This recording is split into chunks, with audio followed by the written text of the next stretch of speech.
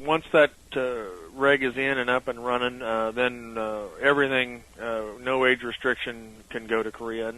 And historically, the only thing that you sold to Korea in the older over 30s has been a few short ribs and maybe a few variety meats. So it isn't, we don't sell over 30-month steaks to anywhere in the world. Right. 오늘 사실 내가 오다가 그 자동차에서 전화를 한국에서 받았다고. 한국 노동부 장관이 보고를 받았는데 그 FTA에 아주 그 걸림돌되었던 소고기 수입 문제가 합의가 됐다고 지금 노동부 장관에게 오는 길에 지금 차에서 전화를 받았다. 농산부 장관을.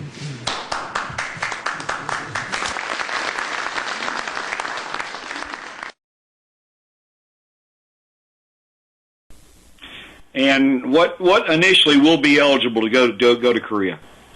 Initially, it'll be everything under 30 months of age, and then hopefully in this process very, very soon, and we've kept an eye on it over there, the change in the regulation will come out, which will constitute the ability to start the clock on doing the rest of it. And there is a little bit of weeds and nuance here that it is the minutia and the detail of this thing is pretty incredible. But from a commercial standpoint, we're talking about items and discussions and topics that are less than 1% of the business. Historically, the vast majority, 95% of this has been under 30 months anyway. So, and the big topics here, we talked about if we have another case of BSE, if this or that or the other happens, it doesn't close the market. That's all in there.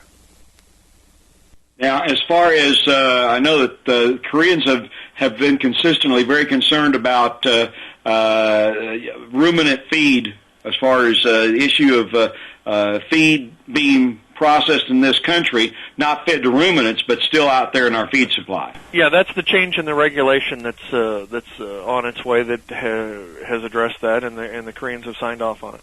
What is the deal there?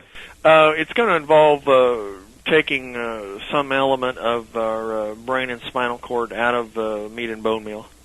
So basically, that would in older animals. So that would be not in the younger ones. That would be pulled out before it's rendered. Yes. Okay.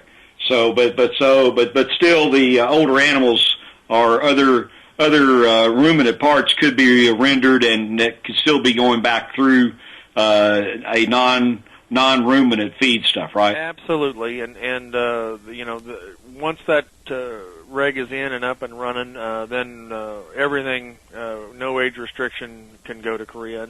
And historically, the only thing that you sold to Korea in the older over 30s has been a few short ribs and maybe a few variety meats. So it isn't, we don't sell over 30-month steaks to anywhere in the world.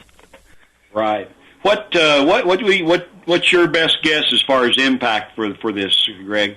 Well, if you look at the value of the dollar and the fact that 5 years ago it was an $815 million market, you look at what's going on in the world, price point in Korea, etc. It's $1 billion day one on an annualized basis, and I think over time, if once the next step here is to get this free trade agreement passed, that this is going to be easily the biggest bilateral free trade agreement we've ever signed in beef, and it may be the biggest we ever do.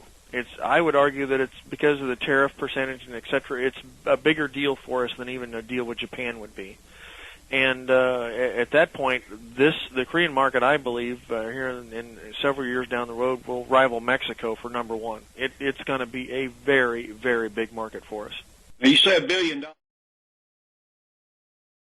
With that in mind, we've heard some wild things going on in Korea right now as far as the charges about the safety of U.S. beef. Obviously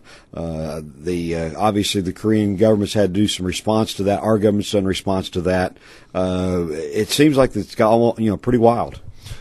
Unbelievably outrageous comments being made in Korea by people that have absolutely no idea what they're talking about. Outrageous to the point where they're saying that Americans don't even eat their own beef. They're pawning it off on us. And these comments are being made by people on computers that seem to have pretty much two things in common. Number one, they're of the opposition party, the party that just got beat pretty handily in the last couple of elections, and they're trying to whip up an issue to cause trouble for the new administration that's in power. And the second thing they seem to have in common is kind of an undertone of an anti-American sentiment, which for me as an American who understands a little bit of Korean history, I find really quite remarkable.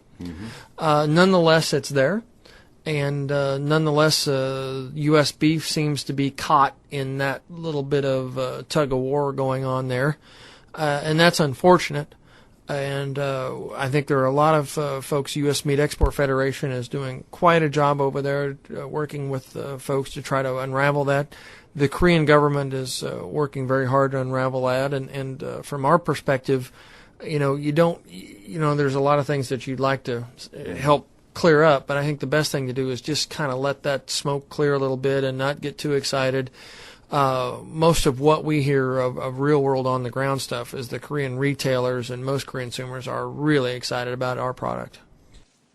정부는 미국과 추가로 협의를 거쳐 수입 쇠고기의 안전성이 국제 기준과 부합하는 것은 물론 미국인 식탁에 오르는 쇠고기와 똑같은 점을 문서로 보장받았습니다.